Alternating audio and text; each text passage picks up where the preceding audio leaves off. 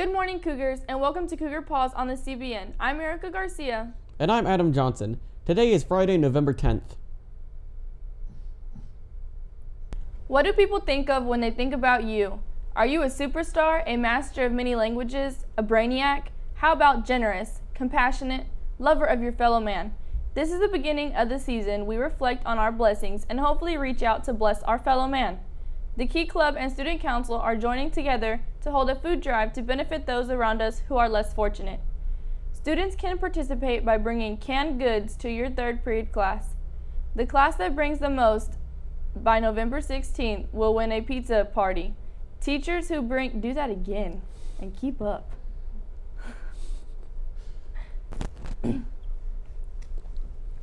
What do people think of when they think about you? Are you a superstar, a master of many languages, a brainiac? How about generous, compassionate, lover of your fellow man? This is the beginning of the season. We reflect on our blessings and hopefully reach out to bless our fellow man.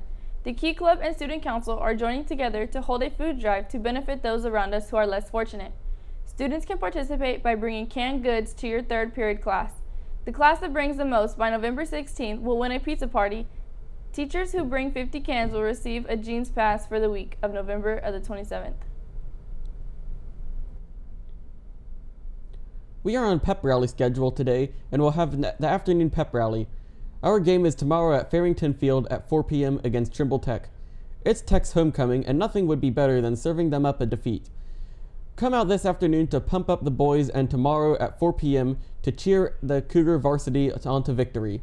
Speaking of the game, the senior class will be working the concession stand on the Tech side and stands to earn a good deal of money. They still need about 5 students to help in the concession stand.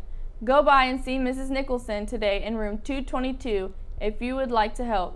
There's a prom ticket discount in it for you. You know that guy who's always selling shirts on Wednesdays in front of the cafeteria? Well, he doesn't do that for his health. He does that for the Athletic Booster Club. The Booster Club wants to give you a gift, so tomorrow beginning at 2 p.m., the Booster Club will be hosting a tailgate party in the parking lot at Farrington Field. They'll be serving hot dogs, chips, water, and desserts to all. Your cost is a simple thank you. Join the Booster Club for some food and fun. Then stay for the game to watch Trimble Tech's defeat. What can ROTC do for you? In New York, there is a push by one city councilman to eliminate ROTC. The members of ROTC programs have a message for him and for you. Take a look at this.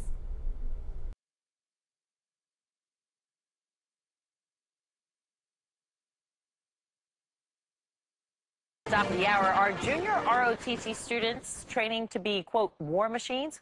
Well, that's what the head of New York City Council's Education Committee thinks. Councilman Daniel Drum had this to say about the almost 100-year-old organization. I have concerns about the way they go about recruitment. It contributes to a war machine. Well, here with a message for Councilman Drum is a JROTC member, Danny Villela. Good morning. Good morning. Thanks for joining us. Pleasure. Now, when you heard the councilman make these comments, what's going through your mind?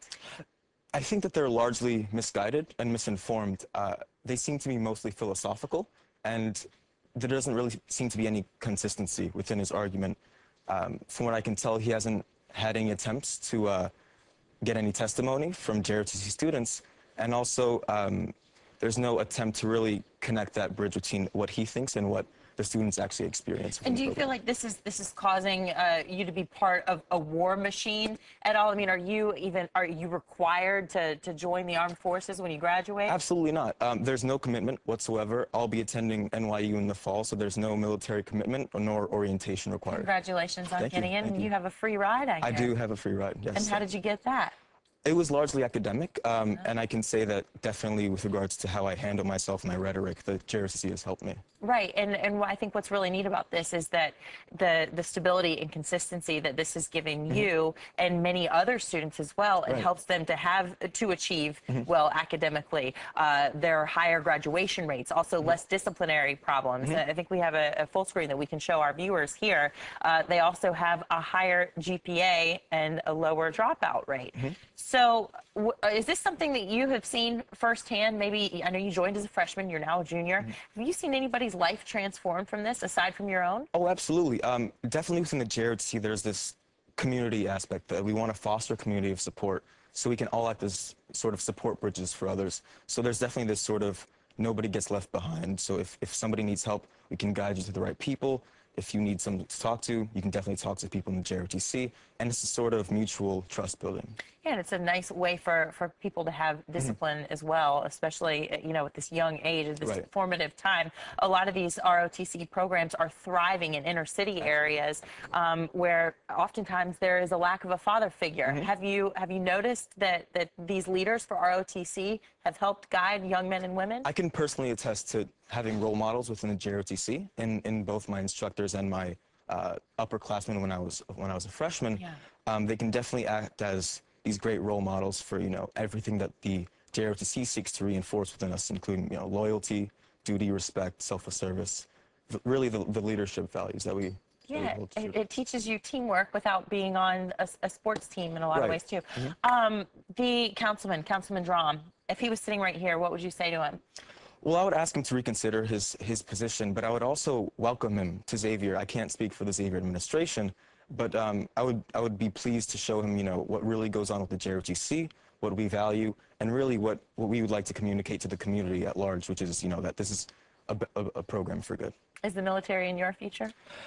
It might be, it might not be, but I know that what I've learned in the JROTC is that I can apply what I've gained from that program into any field that I wish to pursue. Well, you are so poised. 17-year-old Danny Villela, thank you so much for your time today. Thank you. You look very spiffy this morning.